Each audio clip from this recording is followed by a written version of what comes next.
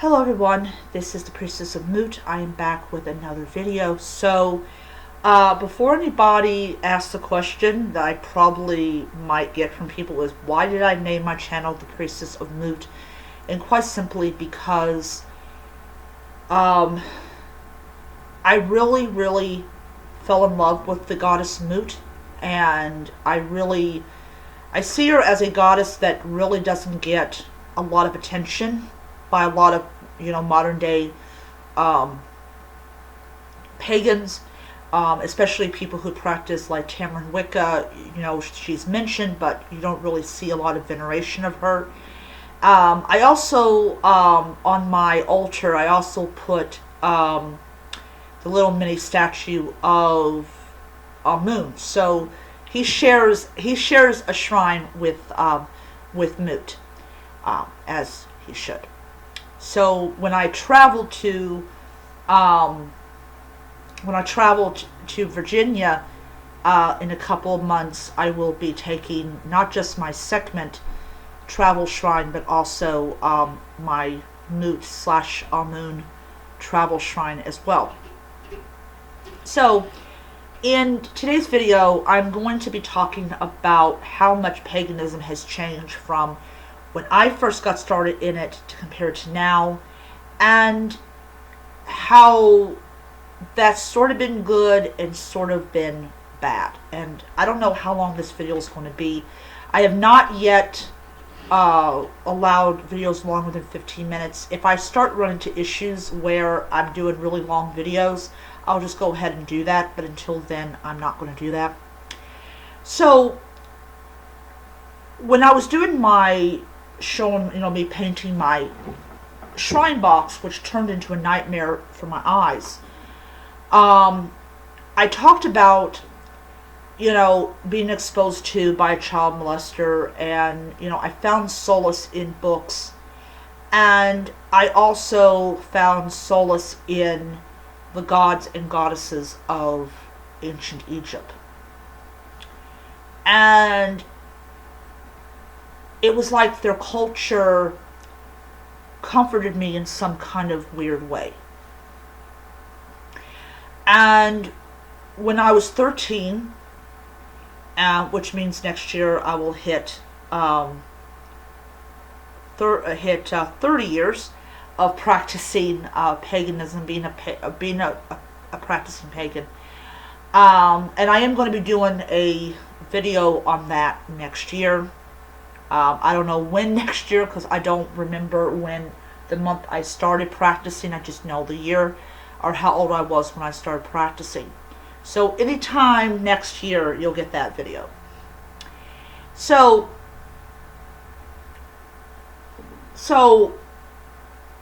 when I first started practicing general paganism, like Wicca, witchcraft, there really wasn't a huge slew of books. Now, that was probably not the case. I went to like Barnes & Noble and they had their own section, but the limited area that I had, I didn't really have, a slew of books. You had Ravenwolf, Scott Cunningham, and Raymond Buckland.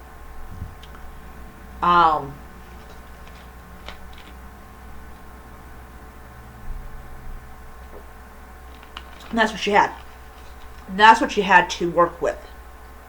And so your perception of Wicca, how you practice Wicca as an eclectic Wiccan, really was influenced by those three authors. Now we either say Raymond Buckland's books haven't aged well, and Scott Cunningham and Sol Ravenwolf were or are a bunch of nutty people. And why would anybody ever take anything they say seriously? So, you have this, I think this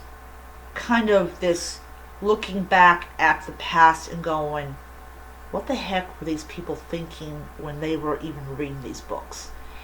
And it has a lot to do partly with how much time has passed since those books came out, and those books were read by masses of teenage witches who later on became elders in their traditions, or just the superiority of that we have better books, we have better sources, we have better whatever. So you had that kind of smugness of we're better than the people in the 90s. People in the 90s, they're so backwards, and they didn't know nothing like we know today, and that's kind of that kind of superiority. But I remember when I was told I couldn't practice Wicca and witchcraft in my mother's home, I really didn't know what I was going to do. I knew what my mother wanted. My mother wanted me to go to church and be Christian and all that type of stuff. And I did the whole going to church and stuff. And I really wasn't happy in church. I didn't feel like that I belonged there. I felt like that I was just interfering with somebody's personal and sacred space. But I remember I was sitting there in bed, and after my mother had told me what I could and couldn't do from now on, sitting there in bed, and I literally had like the tears going down my face, because now I'm being told that what I have been practicing for nearly 10 years, I can't practice no more. I can't be a pagan. I can't do spell work. I can't do this. I can't do that.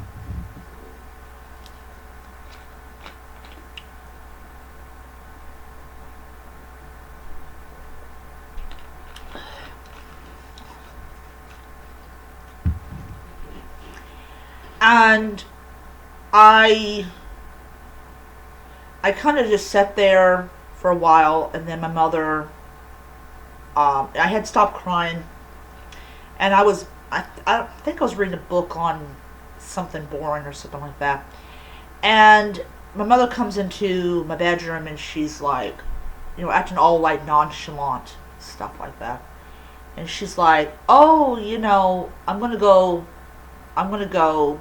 to bed. I'm gonna take a nap. And I'm like, okay. And I was like, I told her I hope that she slept well. And then the only computer that had internet was in my mother's room. And I had learned from my brother how to erase, your search history and stuff like that.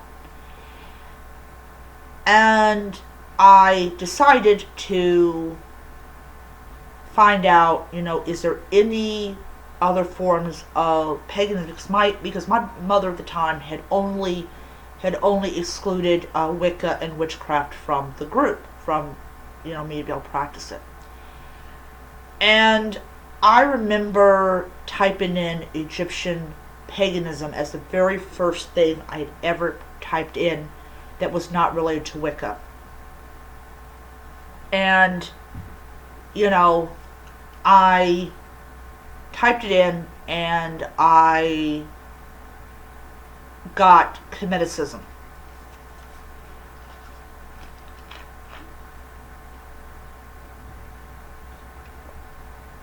And I was like, really like, oh wow, this sounds interesting. And I started, reading into it and everything. And finally, after a while of my butt getting tired, I deleted my search history, and I minimized the screen and everything, and I went back to my room. Later on down the road, I got my own computer where I could look up the information myself. And, I thought it was interesting about the idea that people are honoring and venerating these ancient Egyptian deities. And this was stuff that I had not even known back in the 90s. You know, it was always just Wicca, Wicca, Wicca, or Wicca or Druidry, and that's it. I didn't even know that there was heathenism, and then I discovered that a lot of heathens are racist, and I'd be like, okay. But I really love the idea of, you know, going on the forum. I hadn't been on the House of Nature's forum in, I think, nearly 20 years. But I was also introduced to the ugly side of humanity, a people that were claiming that, you know, this is our tradition, and, you know, and white people are stealing it, and it went against a lot of what I was reading of, you know, ancient Egyptian civilization is a dead civilization, therefore their gods and goddesses are, you know, if you go and honor the goddess Isis or Aset, you're not doing cultural appropriation, because you are venerating and honoring deities from a dead culture. It's not like Native American spirituality, which is why I get really upset when people go, oh, that's cultural appropriation. No, it's not. But yeah, it just amazes me about the whole thing. And, you know, oh, I'm tired. I was like, I'm tired, and I didn't do anything.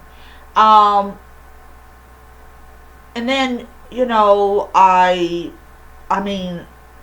remember I did a video one time, and I was hit with, you know, oh, you know, you're appropriating our culture, and, you know, and no matter what I told them, they didn't want to listen to anything I had to say. So that was the ugly side of paganism. In fact, a lot of Afrocentric Comedics will not consider themselves part of the modern pagan movement, even though they are. And then I saw it in hell. I didn't see it in Hellenism at the time, but I did see it in heathenism. I saw it in a lot of really nasty places. This nationalistic and folkish belief. But that really started popping up when the internet really started becoming prevalent and became this real big force that we now have to put up with. But I think overall, I think that as time progresses on, we are going to get better. But as I said, it has changed so much, and a lot of times I would love to go back to when you could barely get books on paganism, and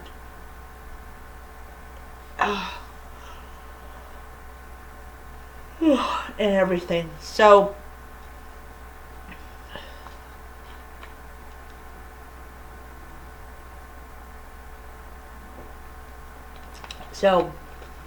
yeah.